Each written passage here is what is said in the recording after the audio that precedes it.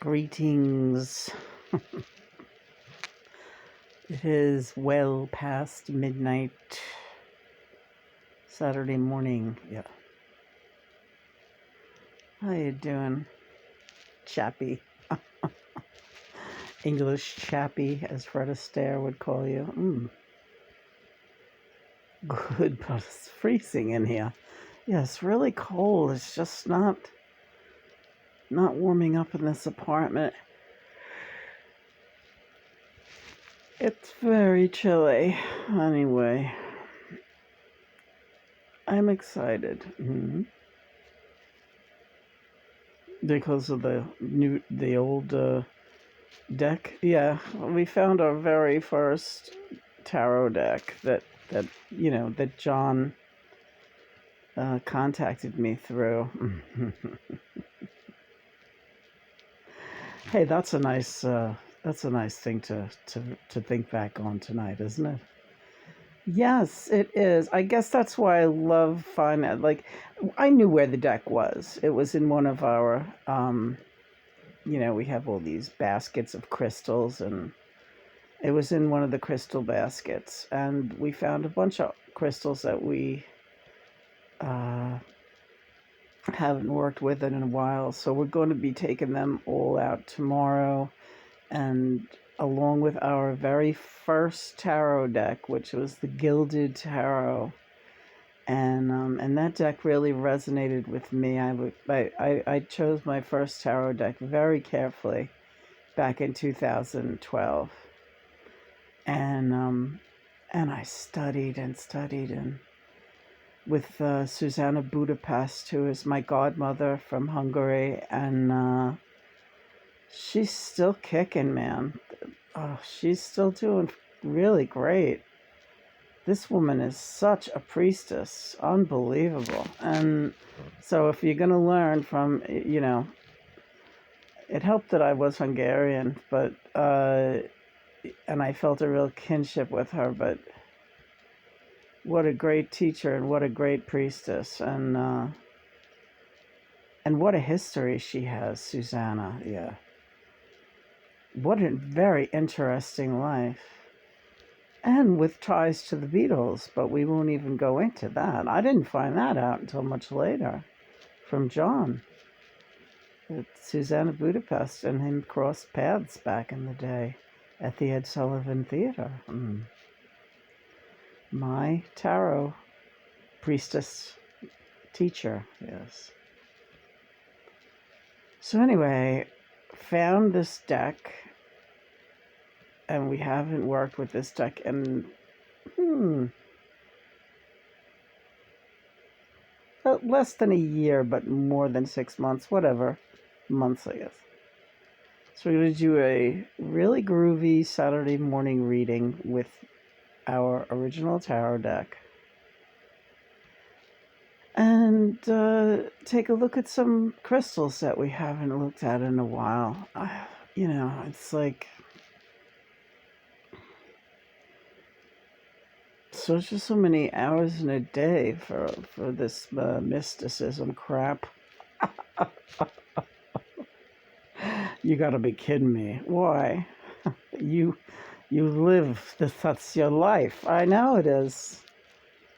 It's always been. As you say, candles, crystals, bells, and fleas. You didn't mention cats in that poem. My nose is cold. What am I going to do? I'm so cold. Yeah. Poor baby. Yeah. Do you feel cold when I'm cold? I feel tremors, but I'm kind of shivering because I'm just excited and happy. Really? Yeah. What are you so excited and happy about this evening? Everything. I just think you did so great today, and we got so much done, and your mobility really, especially your upper body, you did a lot more than usual. Really? I don't know. That's why you feel so tired. That's why you're at a low ebb. That's why you got the chills a little bit. You're worn down. It's late, and I didn't think you were gonna make this video tonight. I was ready to pack it in, pack it up. Where you packing? Where you going? You don't go nowhere. I go plenty. Yeah, I bet you do. I just bet you do. No, you do. You go all over, and you take me there with you. Hey, I got an idea. Yeah, let's go to the Cobalt Forest tonight. Yeah. I was waiting for you to ask me that. Yeah. Cobalt Forest is my favorite astral projection. Oh my God, the first time Johnny brought me there. It's this beautiful forest, and all the, you see that blue light at the top of the, it's at the top. Oh, well, I see it. Right, all right. Well, I'm talking to whoever is watching this video and out there. There's that blue light. That the whole forest is that color. Yeah. Let's go. How about these? Yeah, right. There's some more blue lights over there. You can see. Oh, once again, the room looks pretty as anything. There's a nice pink light over by the Pieta. But we're in the darkened room now, so. Anyway, Cobalt Forest, very romantic. It's this, everything is just a deep dark blue, but it's lit like by like with a kind of full moonlight all the time, no matter when you go there. It's just this deep blue forest. Every tree looks blue. Every stone is blue, a different color, deep blue, but with this beautiful illumination, like almost coming from within. And we, oh my God, he spins me around so fast. I feel like I'm weightless, and he just spins me around and around so fast. And, you know, like if you were going this fast on a ride, you would feel like sick. But with John, he like holds onto my arms, and we just like centrifugal spinning like around the and get higher and higher, and so fast, and it just feels amazing. It's like you just feel you don't want to ever stop. It's like invigorating, and oh, I feel it right now. I just feel that feeling just talking about it. And there was nothing like that first time, though. Yeah, what's that Florida song? Feels like the first time. All right. So tonight I'm going to take you there. It's going to feel like the first time. How does that sound? Promises, promises, John boy.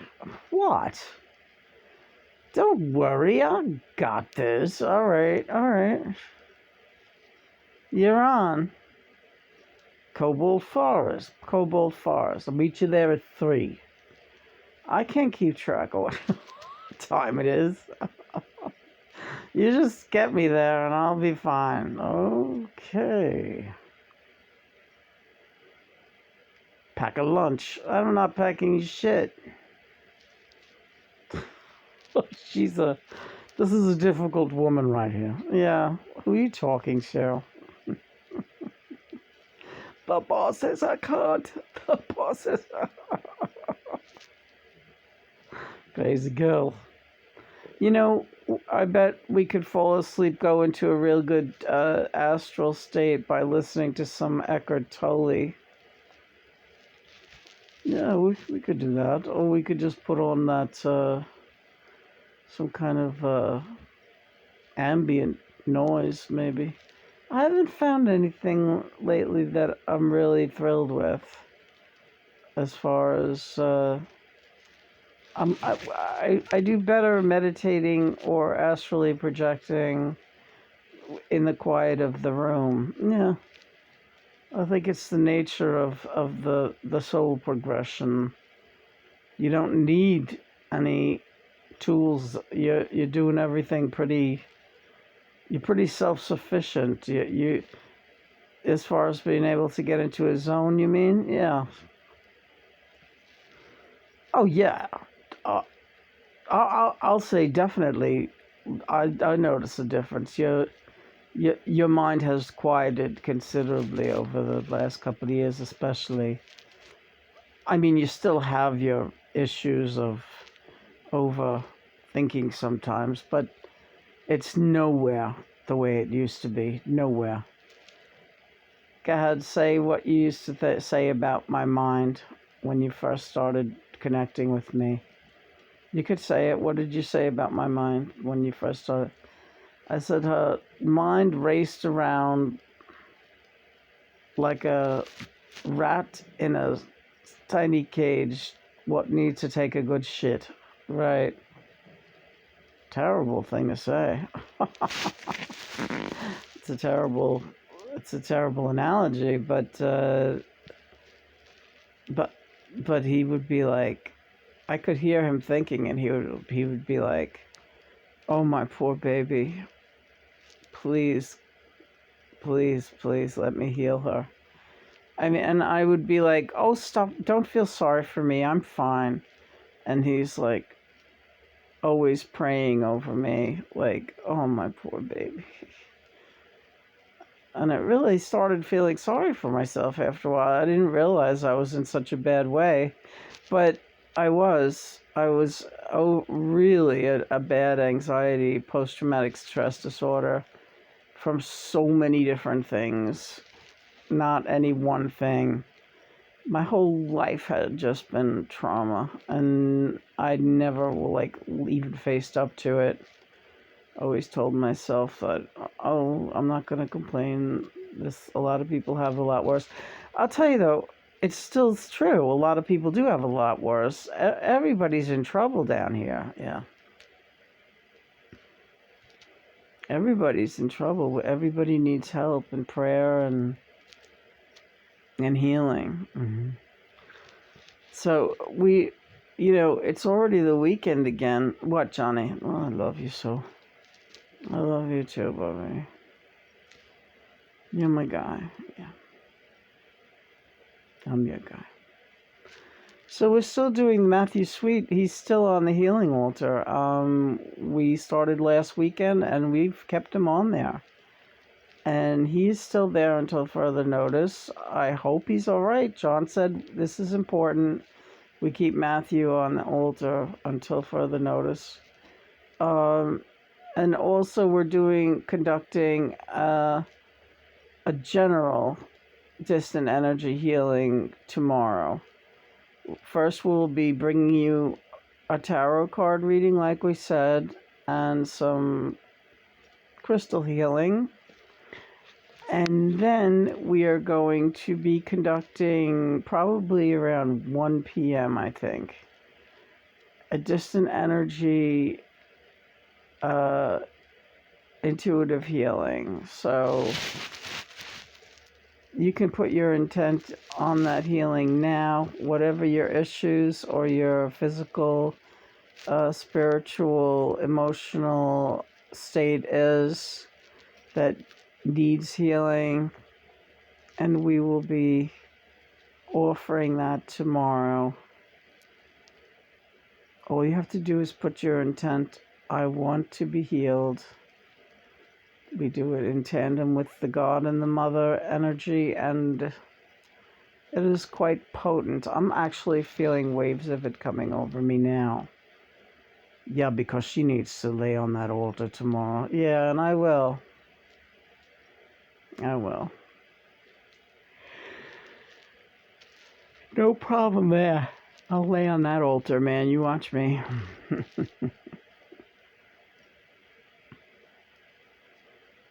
So, anything else you want to add to that, John? Just to reiterate, the reading for the last couple of days is 6 of Cups. A lot of twin flame connections are coming together now. There's a new wave coming up of reconnectors. So we wish you all luck, and take it slow. Don't get carried away.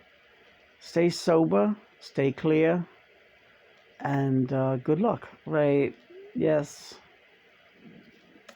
The Six of Cups, like John said, that also stands for not just twin flames, but old friends and old compatriots from our core soul group are reconnecting as well. So look for that. Be aware that you're going to be making these reconnections with people from your core soul family. They're going to be coming back into your life. These are not necessarily people that you've ever met before down here on Earth. These are going to be kindred spirits that you knew before you came down, that took your mission on, and they're following the blueprint, and you're finding each other now. So that's a heavy message. Yeah. All right, so Mother and Father, any word from you guys? Keep on keeping on, they're telling me. Keep on keeping on.